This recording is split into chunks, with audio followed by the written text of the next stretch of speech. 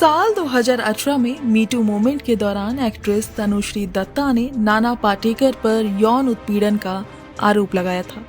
अब नाना पाटेकर ने उस आरोप पर बयान दिया है, जिसमें एक्ट्रेस ने आरोप लगाया था कि साल 2008 की फिल्म हॉर्न ओके प्लीज के एक गाने की शूटिंग के दौरान एक्टर ने उनके साथ बदसलूकी की थी। एक इंटरव्यू में नाना पाटेकर ने कहा कि उन्हें पता है कि ये सारे आरोप गलत और झूठे हैं। उन्होंने कहा कि मैंने कुछ भी नहीं किया था, इसलिए वह तब कुछ भी नहीं बोले थे। तनुश्री दत्ता ने साल 2018 में भारत में मीटू मूवमेंट की शुरुआत की थी, जब उन्होंने नाना पाटेकर, कोरियोग्राफर गणेश आचार्य और डायरेक्टर विवेक अग्निहोत्री पर फिल्म की शूटिंग के दौरान उनके साथ गलत व्यवहार करने का आरोप लगाया था। तनुश्री दत्ता ने अपने बयान में कहा कि साल 2008 में फिल्म हॉर्न ओके प्लीज के एक गाने के शूटिंग के दौरान नाना ने उनका यौन शोषण करने की कोशिश की थी।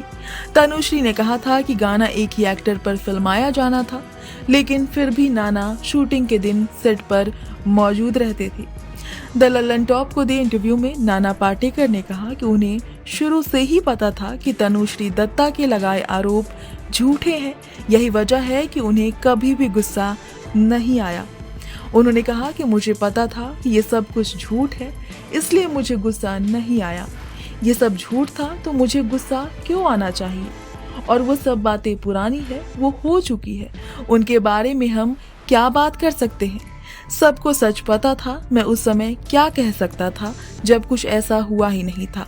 अचानक कोई कहता है कि तुमने ये किया, तुमने वो किया। मैं इन सब बातों का क्या जवाब देता? क्या मुझे ये कहना चाहिए था कि मैंने ये सब नहीं किया? मुझे सच पता है कि मैंने कुछ भी नहीं किया।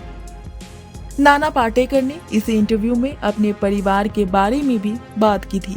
उन्होंने बताया कि कैसे वह दिन में 60 सिगरेट पिया करते थे, मगर बहन के कारण उन्हें छोड़नी पड़ी थी। वह नहाते समय भी स्मोकिंग करते थे और हालत ये हो गई थी कि गाड़ी में उनके धुएं की इतनी बदबू होती थी कि कोई भी उनके साथ बैठना तक पसंद नहीं करता था। इसके अलावा उन्होंने अपने पहले बेटे दुर्वासा की मौत का भी जिक्र किया था कि कैसे वह इस दुनिया में आया और बीमार होने के कारण चल बसा था। Bureau reports, Navbharat times.